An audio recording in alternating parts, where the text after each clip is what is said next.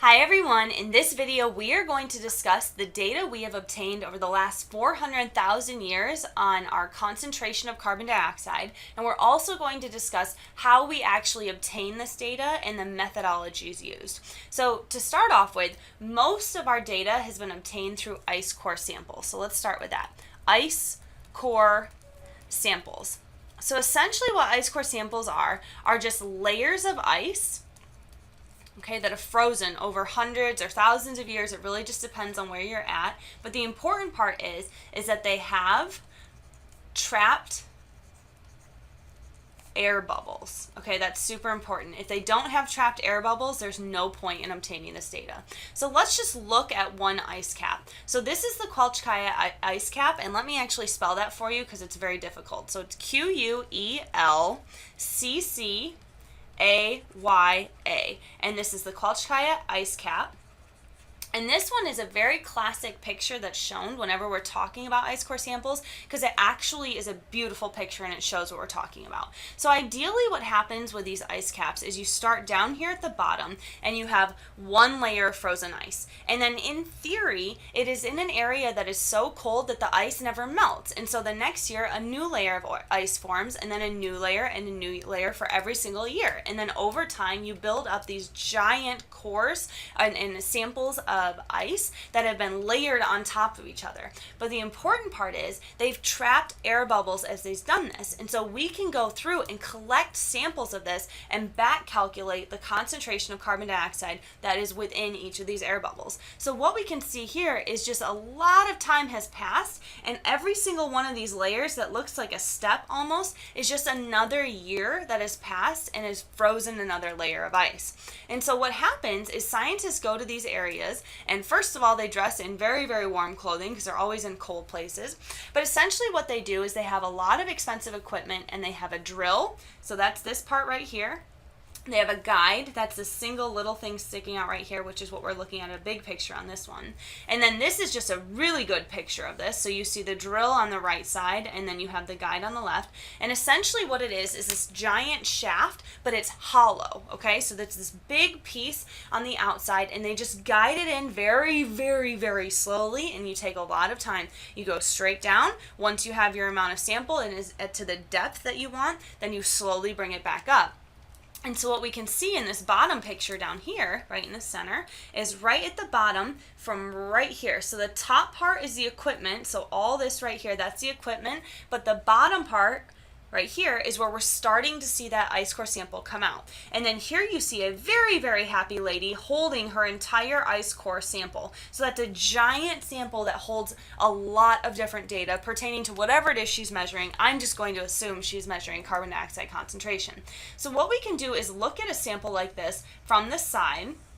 And so what we would see are just rings or layers of ice. So in the same way where you see rings in a tree, where it gets bigger and bigger and bigger as the tree grows, and then we can back calculate the age of the tree, it's the same thing here for an ice core sample. So we just have layer upon layer with all of these trapped bubbles in there that we can go back in and calculate the exact concentration of carbon dioxide for each one of these air bubbles. So let's look at pictures of these air bubbles. So we'll start off on the left here, and this would be considered our macro picture. And so that right there, that orangey yellow thing, that's a hand. So just to give you an idea of the scale. And so we can actually physically look at one of these little slices that are pulled out of the ice core sample with all of these different bubbles. And so what they can do is go in and calculate the concentration of carbon dioxide in every single one of those bubbles. Now on the right side, we have a micro picture, and I just love this picture. And so you can see the water crystals, that's all these parts right here. These are the water crystals. And then all these black pieces like that, those are your air bubbles. So within there, what they can do is calculate the concentration of nitrogen and oxygen and ozone and carbon dioxide. So I really, really like that. So here is my question. After looking at this information and figuring out how they've been able to calculate the carbon dioxide concentration, here's what I want to know.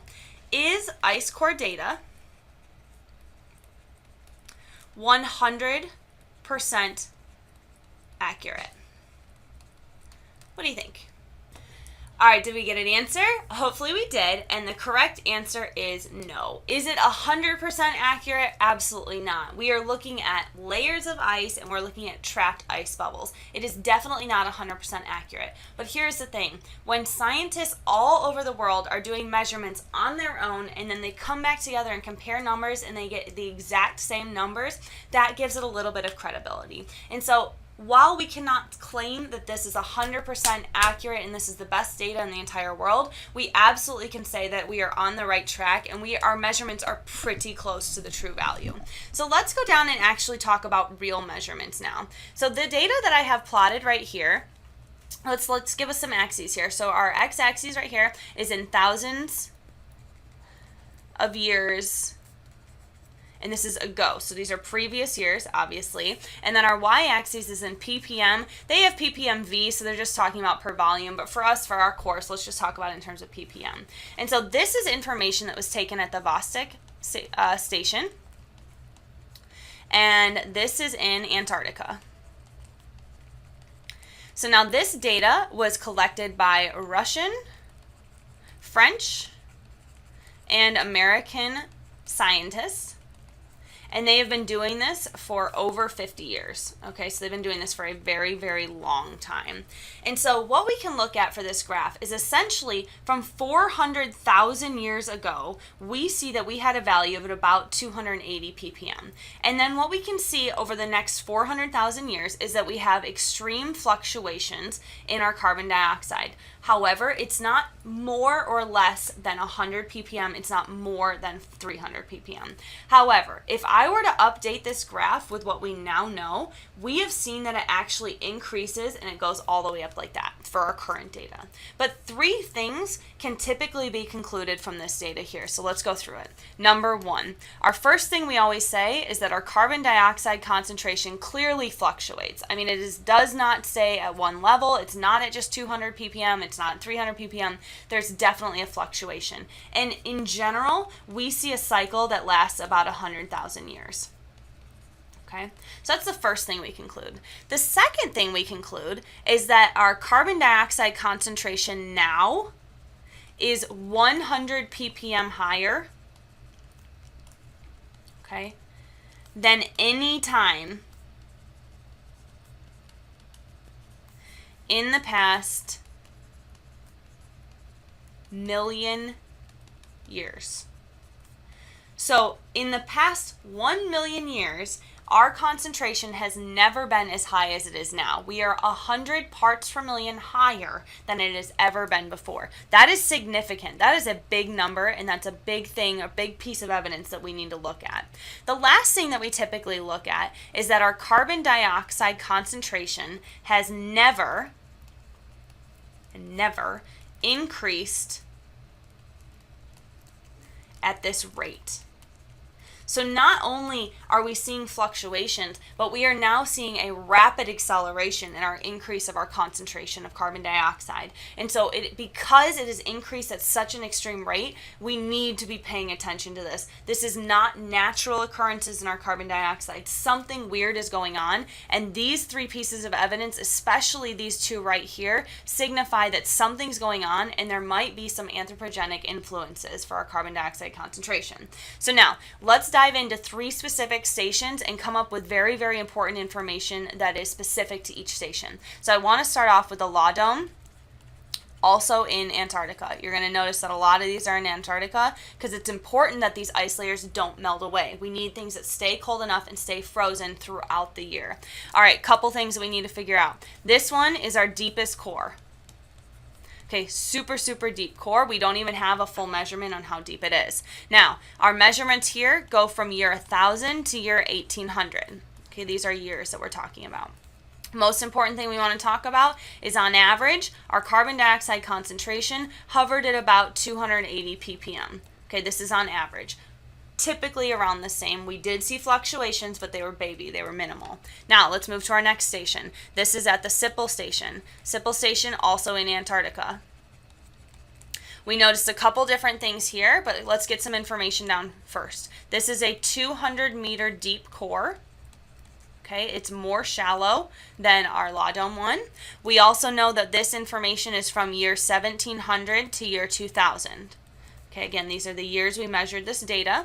We saw that our original concentration of carbon dioxide, so when I put a little O there, I'm just saying original, was at about 280 ppm. So that is consistent with what we saw with the Law Dome. However, at the end of this, so we keep going on, so up until about year 2000, we saw a concentration, we're going to call that final, so I'm just doing an F there, was at about 310 ppm. So significantly higher than it used to be from year 1000 to year about 1700.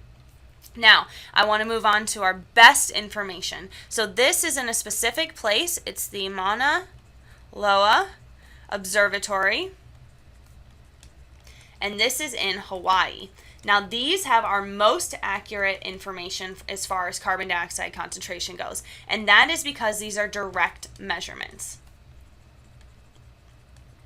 Now, when I say something is a direct measurement, I mean that people in Hawaii are physically walking outside, grabbing a chunk of air, coming back inside, and measuring the air. So we know exactly, at that point in time, at this station, exactly the concentration of carbon dioxide. Now, let's get some information here. They've been doing this since 1960 and are still doing it. So we have current measurements of our carbon dioxide concentration.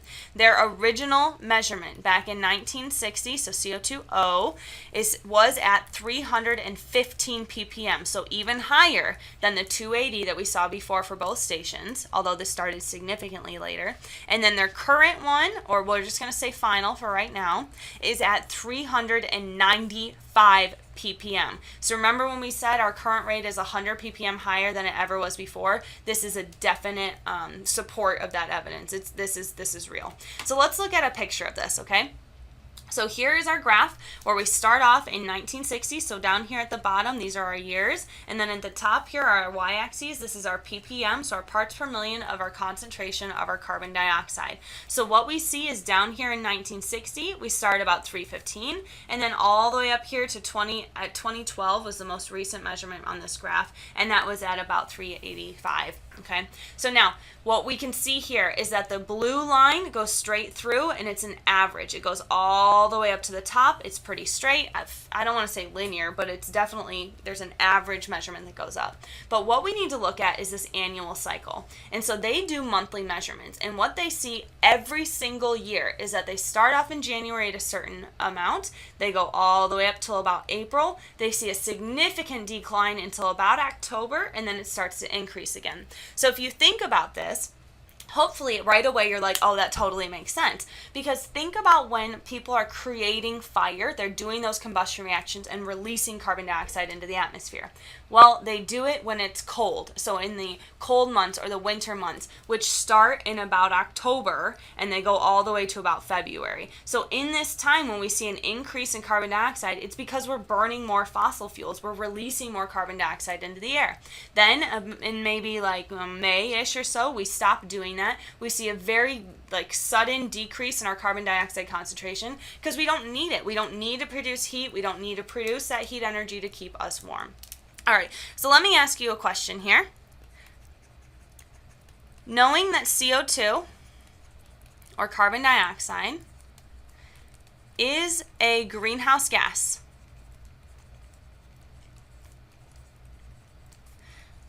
should we be concerned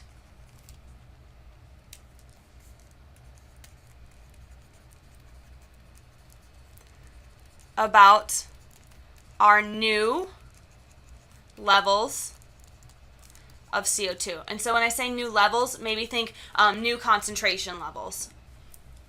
Yes, yes, yes, yes, yes, and yes. Should we be concerned about our new levels of carbon dioxide? Absolutely. Yes, we need to be freaking out. Remember Venus? Venus is supposed to be at 100 degrees Celsius, but because their atmosphere is made up of 96% carbon dioxide, it actually has a temperature of 450 degrees Celsius. So it is 350 degrees hotter than it should actually be. So we, as humans on Earth, we are seeing our carbon dioxide concentration concentration increase significantly, and we should be freaking out. That is not a good thing. So let's put all this information together. And so what we can see here is back in the year 900, we had levels at about 280 ppm. Okay, again, this is ppm on this side, you're at the bottom. So we see levels at about 280. They go across, go across, go across. Then we start making measurements on the Sippel Station in Antarctica. We see the increase, and then right about here, we start doing direct measurements in Hawaii, and it just keeps going up. So over the last 1,000 years, we have seen a significant increase in our ppm. This is a problem. This is a big concern. I will see you next week, guys. Take care of yourselves.